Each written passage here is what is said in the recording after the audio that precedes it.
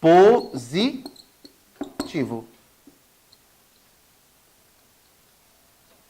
Estado positivo. O que é o estado positivo? O Estado, ele deve agir, ele tem que agir. Ou seja, ele deve fazer. Ele tem que prestar serviços sociais, do tipo saúde, educação, moradia, segurança, lazer, transporte. Então, o governador, quando faz concurso para Polícia Militar, por exemplo, de Alagoas, como vai ter agora do Rio Grande do Norte, como vai ter do Tocantins, os governadores em geral, eles estão querendo atender a um direito social, a um direito de segunda geração, que é segurança pública, polícia na rua. Vocês estão me entendendo? Beleza? Então, estado positivo. Lembram disso aqui? Porque o Estado ele deve agir. Quando é que eu tenho um estado negativo? Quando ele não age. Ou seja, quando ele não intervém na minha vida. Por exemplo, o meu direito a ter uma vida privada. Aí o Estado tem que ser negativo. Tranquilo até aí? Vamos lá. Vamos falar aí. Vamos falar aí da reserva do possível. Tá legal essa parte. Já ouviram falar da reserva do possível? Vamos lá. Reserva do possível. Vai estar atrelado também essa ideia de direitos sociais, tá? Na reserva do possível, a gente vai ter o seguinte. Dotação orçamentária. Não, vou botar mais simples. Vamos aqui. Então, reserva do possível, ou seja, é preciso ter orçamento. Orçamento. Galera, olha só. O legislativo cria as leis, concordam comigo? O legislativo vai fazer as leis e o executivo vai administrar. Ou seja, ele vai executar. Vocês estão me entendendo até aí? Então, o legislativo cria as leis e o executivo administra. Por exemplo, o legislativo criou lá a LDB, a Lei de Diretrizes e Bases da Educação. E ele diz assim, bom, beleza, executivo, agora executa isso aí. Aí tem as políticas públicas, educação, né? Educação fundamental, ensino de creche, crianças, ensino fundamental, ensino médio e por aí vai. Bom, aqui eu tenho as políticas públicas e o Estado positivo. Mas para o Estado colocar isso em prática, ele tem que ter o quê? Orçamento. Isso vai estar atrelado a uma teoria que foi importada, chamada de reserva do possível. Ou seja, o Estado brasileiro só faz aquilo e só efetiva direitos sociais que são possíveis. Tá? A reserva do possível, ela diz assim, o Estado só vai dar educação se ele tiver dinheiro. Ele só vai efetivar saúde se ele tiver dinheiro. Tranquilo? Então, se você passa mal e você vai para um hospital, em tese, chegasse lá e não tivesse remédio, o Estado poderia dizer assim, eu queria tanto ajudar, mas não é possível, porque eu não tenho dinheiro para comprar remédio. Então, o STF percebeu que o Estado estava se apoiando demais na teoria da reserva do possível. E aí se adotou uma outra teoria no Brasil para tentar equilibrar essa ideia, que é o chamado mínimo existencial. Já ouviram falar disso? Já, pô. Já. Né? Já. É esse daqui, ó. É o mínimo existencial. Também uma ideia importada da Alemanha que diz que o Estado tem que garantir o mínimo. Então você passa mal, você vai para um hospital, chega lá, o hospital vai alegar que não tem remédio. Aí o que acontece? Se assim fosse, o Estado ia se agarrar nisso daqui e toda vez que você chegasse lá, eu queria ajudar, mas infelizmente não é possível. O que é que o STF diz? Beleza, Estado, você deve ter um orçamento, tranquilo, tem que ter dinheiro para fazer as coisas. Mas você tem que garantir o mínimo. Você tem que chegar no hospital e tem que ser pelo menos atendido. Um mínimo existencial. Por isso que muita gente entra com ações judiciais, porque o Estado ele é obrigado a garantir o mínimo. Porque se assim fosse, ele podia te negar direitos sociais básicos, como saúde, por exemplo, educação. Você pode entrar na justiça solicitando o Estado pagar a melhor escola de Maceió, Alagoas, para o seu filho? Em tese, até pode. Ah, não, o meu filho é super inteligente e eu quero que o Estado de Alagoas pague a melhor escola mais cara que o dinheiro pode pagar. Por quê? Porque a Constituição diz que o Estado tem que me dar educação. Aí, o que é que vai acontecer? O Estado, ele vai se basear no mínimo existencial. Ele vai dizer, meu amigo, eu não posso te pagar a melhor escola, mas eu tenho aqui uma escolinha do Estado, pertinho de casa, né, que tem até merenda. Então, o que eu posso fazer é isso. Por quê? Porque ele tem que garantir o mínimo. Beleza até aí? Então, sempre vai haver esse confronto entre reserva do possível e mínimo existencial. Suave?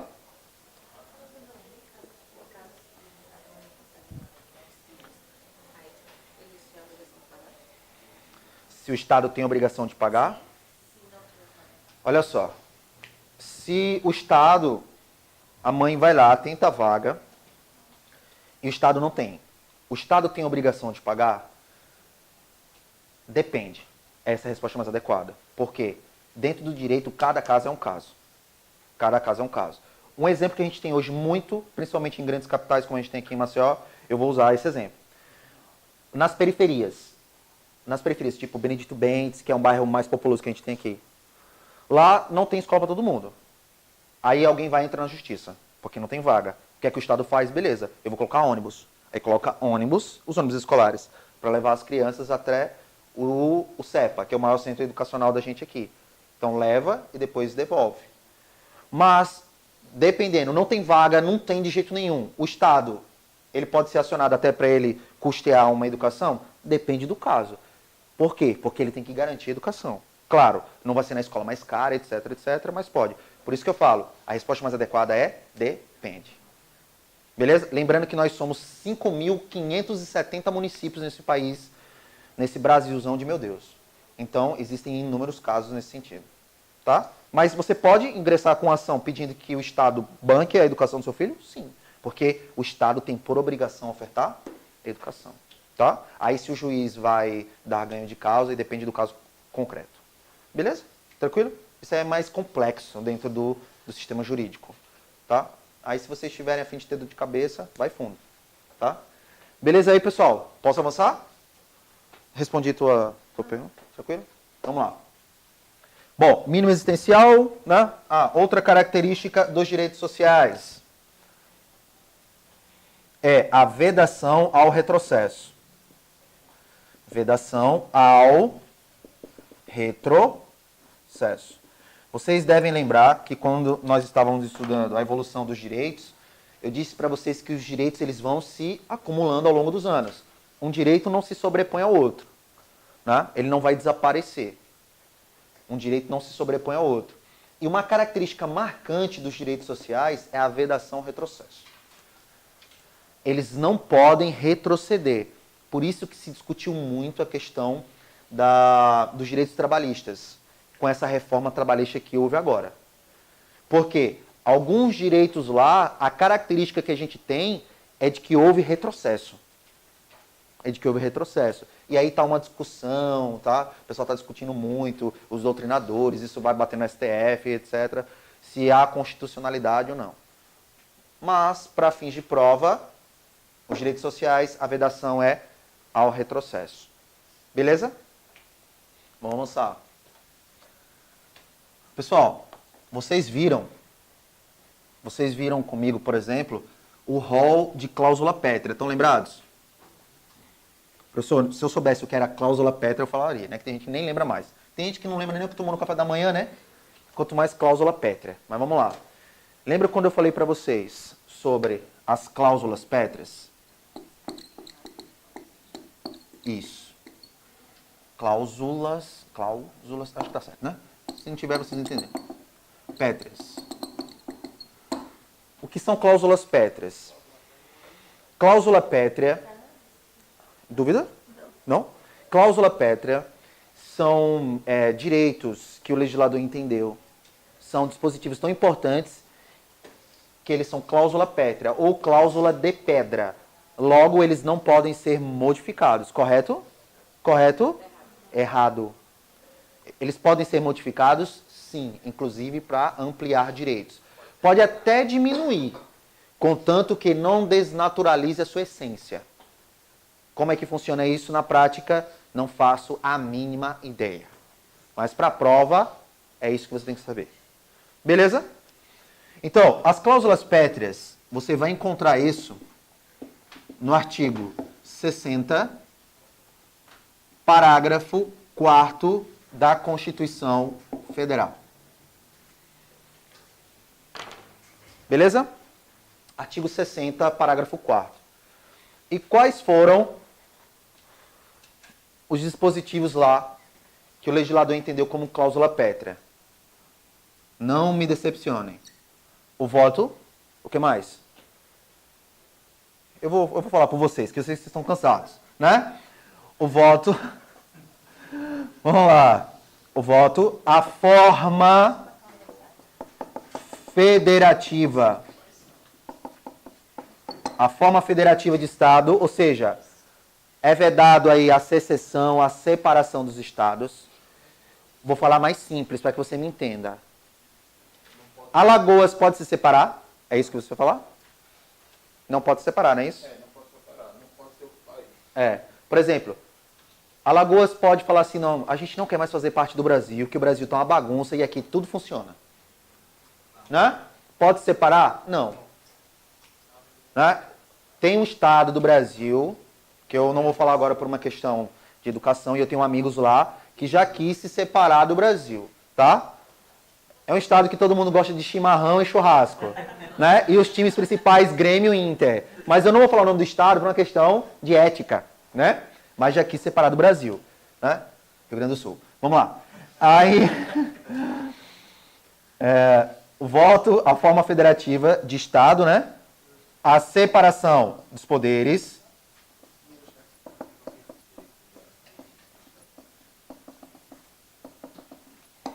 A separação dos poderes. E o que mais? Beleza. Direitos e garantias individuais. Individuais. Lembrando que o voto é o voto direto, secreto,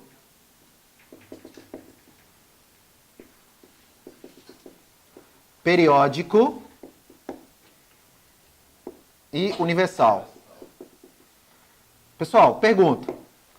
O voto obrigatório é cláusula pétrea? E aí, o voto obrigatório é cláusula pétrea? Sim ou não? Não. Tá ali no quadro? Não. Então não é cláusula pétrea. Professor, então um dia o voto aqui no Brasil, ele pode, sei lá, de repente não ser obrigatório? Pode. Não tem nenhum impedimento, tá? Então, olha só. De acordo com a Constituição Federal, os direitos e garantias individuais, ou seja, só o que está no artigo 5º é cláusula pétrea. Beleza? Aí por isso que entrou essa discussão em relação à reforma trabalhista. Tá? Porque a CLT, a consolidação das leis trabalhistas, foram direitos que os trabalhadores conquistaram com muita luta ao longo de mais de meio século, de muitos anos. Fundo de garantia por tempo de serviço, etc, etc, etc. Então vejam, muitos direitos, e que agora esses direitos estão sendo modificados. E aí vai entrar a discussão se está havendo retrocesso ou não. Tá? Só que a Constituição diz que só esses aqui são cláusula pétrea. Só que o STF, eu já falei isso aqui para vocês, entende que os direitos fundamentais também são cláusula pétrea. Então, se os direitos e garantias fundamentais também são cláusula pétrea, logo, os direitos sociais também são. Beleza? Tranquilo aí? Agora lembrem-se, esse entendimento é da doutrina majoritária. O que eu acabei de falar, doutrina majoritária. Doutrina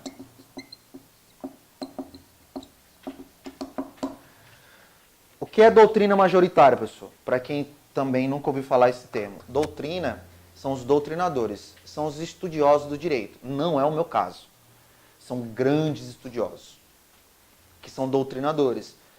Tipo o professor Paulo Bonavides, etc. Então, os caras, eles estudam e se aprofundam tanto no direito que aí vira uma doutrina. Ou seja, aquela ideia dele ali acaba sendo absorvida pela doutrina, pelo ordenamento jurídico. Tá? Então, a maioria da doutrina entende que os direitos fundamentais também são cláusula pétrea. Tá? Tranquilo? Suave? Beleza? Vamos avançar, tá? Então, vedação ao retrocesso, como eu já falei, mínimo existencial. Deixa eu ver o que mais. Pessoal, claro, lá dentro do artigo 6º também nós vamos ter outros direitos, tá? Que eu já li para vocês. Por exemplo, direito à alimentação, que entrou em 2010. Direito à moradia, que entrou em 2000 como emenda constitucional. Veja, então, alguns programas sociais que garantem, por exemplo, o acesso da pessoa, que a pessoa tem acesso à alimentação, está com base em direito social. É porque o programa fulano de tal, Bolsa Família, etc., é um absurdo. Não, não é tão absurdo assim, porque é um direito social. Agora, é claro, se você não concorda por causa de algumas manobras políticas, aí já é uma outra situação. Mas para fins de concurso, você tem que entender que direito à alimentação é um direito social. Tá? Beleza? Bom, vamos avançar aqui. Tá? E agora a gente vai falar do direito dos trabalhadores. Direito dos trabalhadores urbanos e rurais. 23. Vamos lá. Vamos aqui.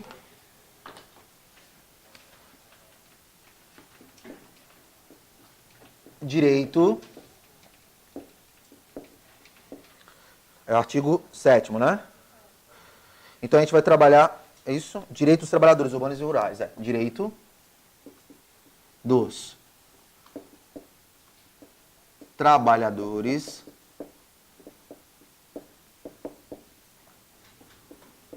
urbanos e rurais.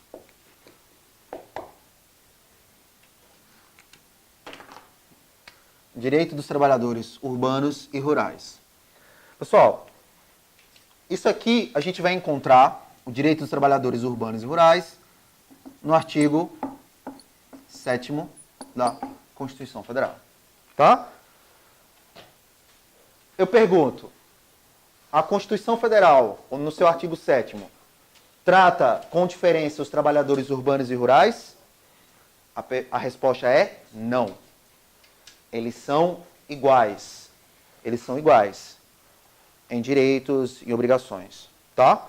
Então, os direitos aqui, eles correspondem aos trabalhadores urbanos e rurais como um todo. O direito que os trabalhadores rurais têm, os urbanos têm e assim sucessivamente, e vice-versa. Beleza? Vamos lá. Então, artigo 7º da Constituição Federal. Então, vamos aí. Vamos no inciso 1º, tá? Lembrem-se. Levem em consideração o que está no texto constitucional. Esqueçam a vida prática. Esqueçam, por enquanto, a reforma trabalhista. Isso aí vai ser discutido depois. Tá? Então, nós vamos ter, no inciso 1º,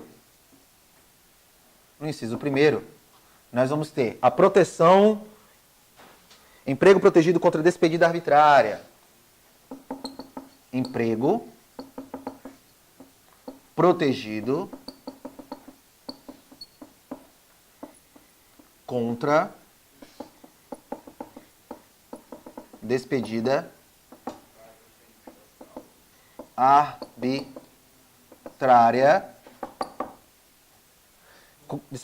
arbitrária ou sem justa causa.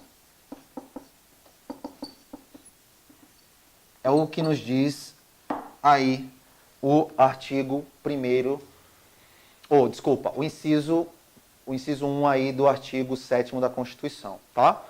E aí a gente vai trabalhar inciso por inciso, porque alguns dados aí são muito importantes e vocês vão ter que lembrar disso aí, principalmente em questões na hora da prova, tá? Vamos lá para o 2. O 2. Não, ainda no inciso 1, tá? Ainda no inciso 1.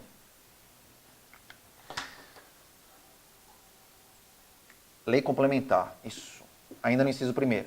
Lei complementar, e você vai ter que lembrar disso aqui. Complementar. Lei complementar preverá indenização compensatória, né? Lei complementar preverá. Isso, preverá indenização compensatória.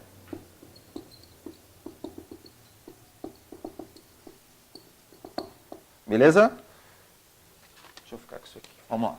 Então, lei complementar preverá indenização obrigatória ou compensatória. É uma norma de eficácia limitada. E eu vou explicar um pouquinho isso aqui, tá? Isso aqui vai ser uma norma de eficácia limitada. Norma de eficácia limitada. Tanto é que nós vamos encontrar no artigo 10 da ADCT a questão dos 40% de FGTS, tá? Ele vai falar, por exemplo, sobre os 40% do FGTS, Fundo de Garantia por Tempo de Serviço. Pessoal, entendam o seguinte, durante o estudo dos direitos sociais, eu sempre vou estar falando, e às vezes eu vou estar falando que algumas normas são de eficácia limitada ou contida. Algumas já são plenas, tá? O que é isso? A gente vai estudar depois a aplicabilidade das normas constitucionais. Para quem não está entendendo, é o seguinte. Algumas leis já nascem prontas. Ela não precisa de uma lei para dizer o que é que você tem direito. Tá? É isso daqui, ó. Eficácia das normas. Eficácia. Tá? Aí, a eficácia, ela pode ser jurídica, tá? Ou social. Que é horrível. Jurídica ou social. Toda norma, ela tem eficácia jurídica. Toda norma tem eficácia jurídica. Por quê? Porque está na lei. Tá? E como assim social? Porque ela pode ser plena,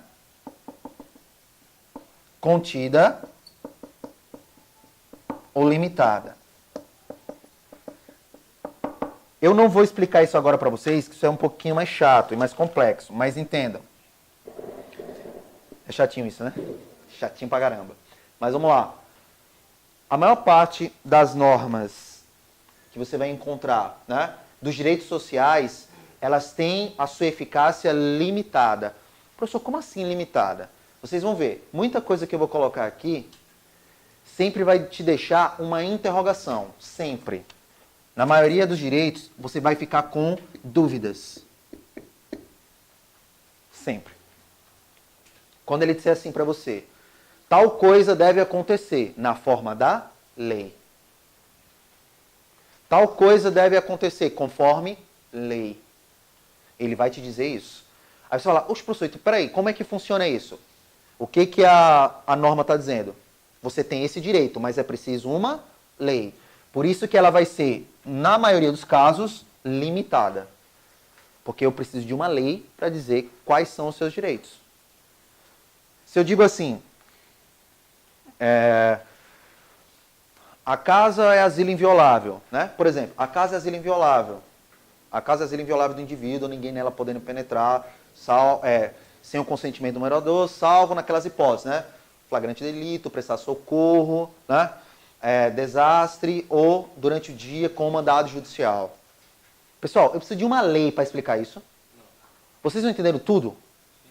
Acabou. Agora, se eu digo que é direito do trabalhador, licença maternidade... Não, desculpa. Licença paternidade na forma da lei. Quantos dias é a licença paternidade aqui no Brasil? 5. Aí eu sempre pergunto, de onde você tirou isso? Né? Aí você vai dizer, professor, porque eu já ouvi falar. Mas é essa a ideia, porque você já ouviu falar no trabalho, eu tenho direito, tenho direito. Mas isso vai estar lá, licença paternidade na forma da lei. Aí mais na frente você vai encontrar que é de 5 dias. Norma de eficácia limitada, norma de eficácia contida, etc. Deu para entender a ideia do que eu estou explicando? Vocês estão me entendendo? Porra, professor, como é que eu vou descobrir isso aí? Outra dica top. Ler o texto constitucional. Ajuda demais. Beleza? E aí, mas dúvidas? Tranquilaço? Vamos lá. Então vamos avançar aqui, tá, pessoal? Eu vou apagar aqui e depois a gente vai estudar aqui, tá? Eu parei. Vamos fazer um intervalozinho, né? Calma. É que eu me empolgo e acabo passando. Pessoal, eu vou falar só da estabilidade, que isso é importante. Que mais pra frente eu vou falar da estabilidade sindical. Né? Ei, mas o intervalo tem que ser rápido, viu, filho? Vocês gostam de esticar o intervalo aqui. Pessoal, coloca aí sobre estabilidade provisória. Estabilidade provisória. Isso. Provisória. O trabalhador tem direito à estabilidade? Tem. Por que tem? Porque está aqui. Beleza? E está na Constituição. Ele tem direito à estabilidade? Tem. E você já ouviu falar, tá? Só que aqui ele vai ter direito à estabilidade quando eleito para cargo de direção na CIPA. Tá?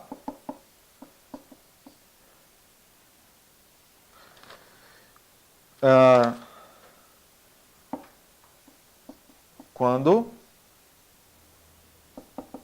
em cargo de direção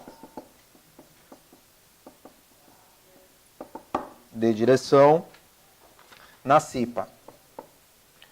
Tá, o que é CIPA? Acho que é Comissão Interna de Prevenção de Acidentes. Tá? Empresa de grande porte normalmente tem uma CIPA. E aí é uma comissão interna que vai prevenir acidentes de trabalho.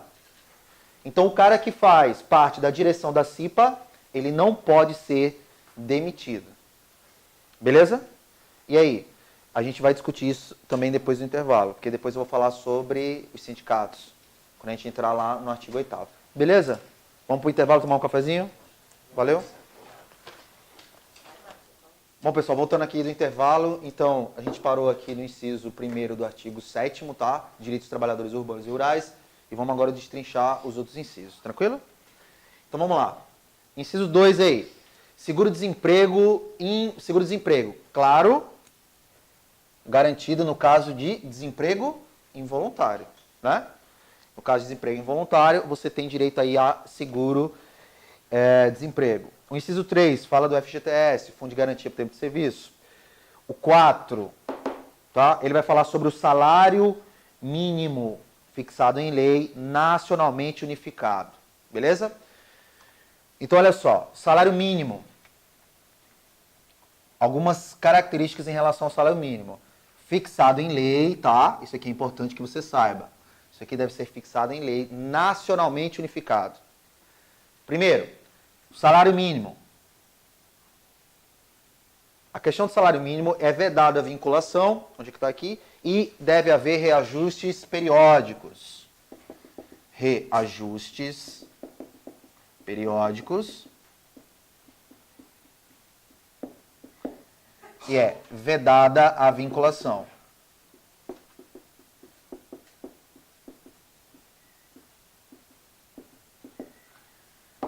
Vedada a vinculação. Professor, como assim vedada a vinculação? Você não pode vincular o salário mínimo para exigir, por exemplo, o aumento do seu salário. Uma categoria. Uma categoria não pode se basear no salário mínimo, fazer uma comparação com o salário mínimo para exigir aumento de salário. É vedado a vinculação. Isso aqui você tem que lembrar, tá? E deve haver os reajustes periódicos. Detalhe.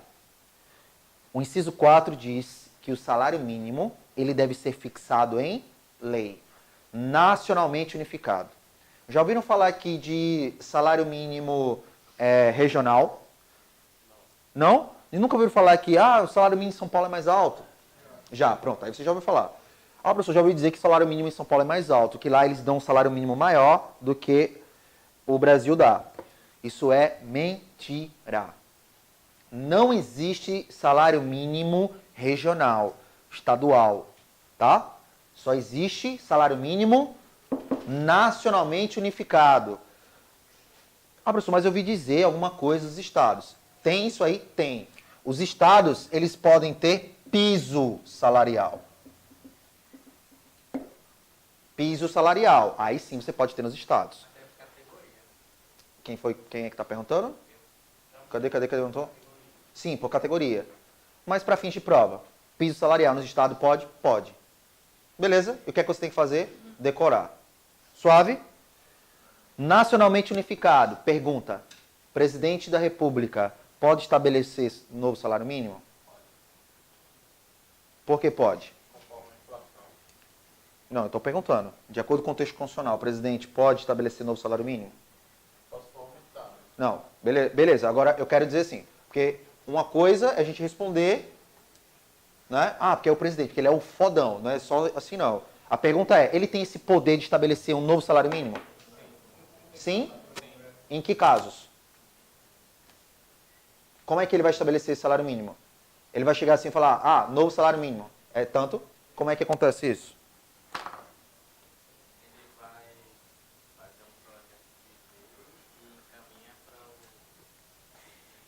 Vamos lá. Como é que o presidente pode estabelecer um novo salário mínimo? De acordo com a Constituição, pode sim ou não? Não. Por quê? Porque não está aqui. Alguém está vendo o presidente aqui? Tá? Tá, porque se tiver, eu vou dar mais um conselho. Deixe as drogas. Né? Porque eu não escrevi presidente aqui ainda. Beleza? Mas pode? Pode. Como meu colega ali mesmo falou. Pode? Claro que pode. Agora isso é segundo o STF. E cuidado quando eu falo segundo o STF. Porque é segundo o STF. Beleza? Segundo o STF, o presidente pode estabelecer novo salário mínimo? Pode. Através de duas situações. Medida provisória ou decreto. Agora sim o negócio está mais redondinho. Beleza? Tranquilinho? Suave? Vamos lá. Piso salarial de acordo com a complexidade. Deixa eu acompanhar aqui, né, no material. Irredutibilidade do salário.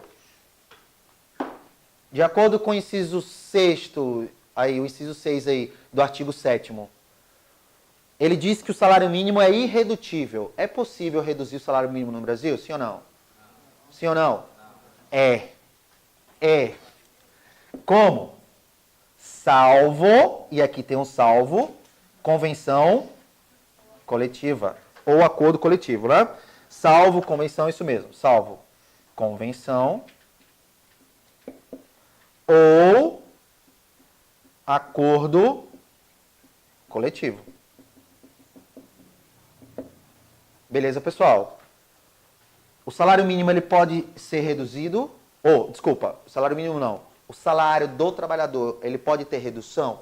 Pode, velho. De repente, o sindicato lá dos metalúrgicos de São Paulo, do ABC, para evitar a demissão em massa, eles podem chegar lá num acordo e falar assim, vamos fazer o seguinte, vamos diminuir o salário da galera para que ninguém seja demitido. É possível? É. Beleza? Tranquilo? Vamos lá. Décimo não, né? Agora é garantia de salário mínimo, garantia de salário nunca inferior ao mínimo, tá? Outra coisa. É possível no Brasil um salário ser inferior ao mínimo? Sim ou não? Sim ou não? É. Pronto, é nesse ponto que eu vou chegar.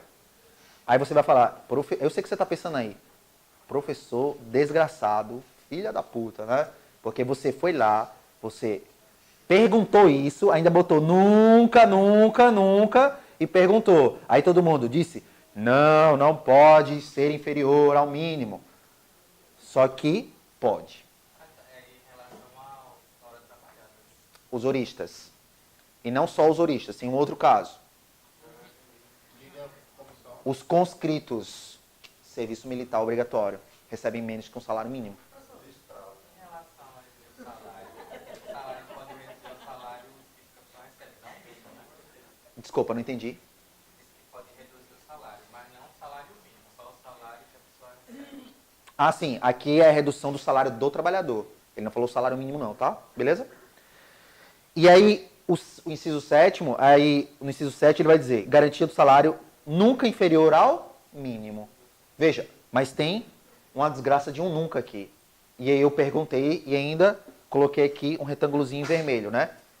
Aí você disse que não pode, mas só que pode, tá? Lembrem-se dos conscritos, serviço militar obrigatório. Alguém serviu aqui? Você serviu, né? Ou seja, vocês ganhavam menos que o salário mínimo. Ganhavam não menos que o salário mínimo? Então tava com sorte, viu, Fê? Né? Porque na minha época, o cara só sofria. Né? Só sofre. Eu sou um exemplo disso. Eu sou professor. E quando eu dava aula em escolas, etc., eu recebia por hora aula. Por exemplo, havia escolas que eu recebia, sei lá, vou dar um exemplo aqui. Meu salário era R$350 por mês. É possível isso? Era possível, porque eu recebia por hora aula. Eu ia lá 1, 2 vezes na semana e recebia 350. Entendeu? Por isso que professor no Brasil só se ferra. Porque ele tem que dar aula em um monte de escola para ganhar um salário digno. Entendeu? Beleza? É o horista. 13º salário com base no salário integral, tá, pessoal? Isso aqui, ó, é integral. Com base no salário integral. E aí, muito cuidado com esse tipo de palavra na hora da prova. Ele pode trocar integral por parcial. Beleza? É integral. Eu abreviei aqui por falta de espaço, mas coloca tudo aí, tá? 13º salário com base no salário integral. Vamos avançar. Vamos aqui para o inciso 9, né? Podem ir respirando bem fundo aí, porque é coisa, viu? O artigo 7º, ele é coisa pra caramba. Vocês viram que é diferente do 6º? Que é só aquilo lá, é o caput, tá? E mais nada. Já o 7º é muita coisa. Então vamos lá para... Oi.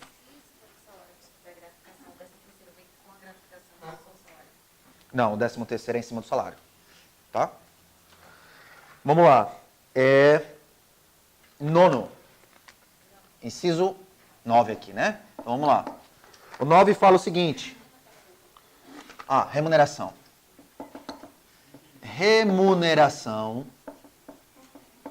Remuneração do trabalho noturno, do trabalho, é isso? Do trabalho noturno, isso mesmo. Do trabalho noturno, superior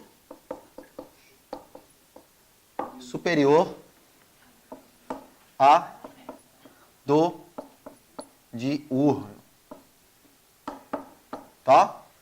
Remuneração do trabalho noturno superior à do diurno, tá? 10. Proteção do salário.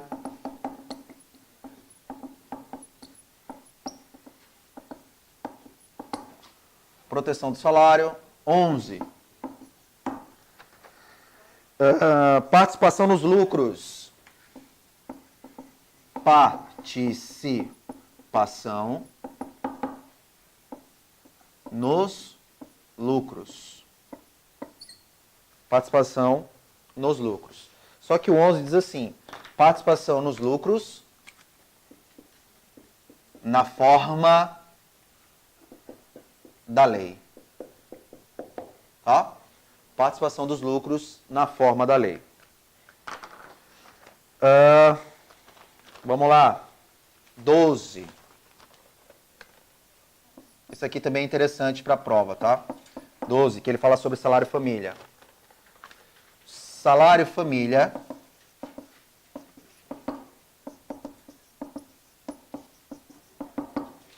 salário família, tá? Para quem tem filhos e de baixa renda. Então vamos lá, salário família, tem um hífenzinho aqui, tá? Salário família que é que você precisa entender? Primeira coisa, o salário família, ele é um benefício previdenciário. Benefício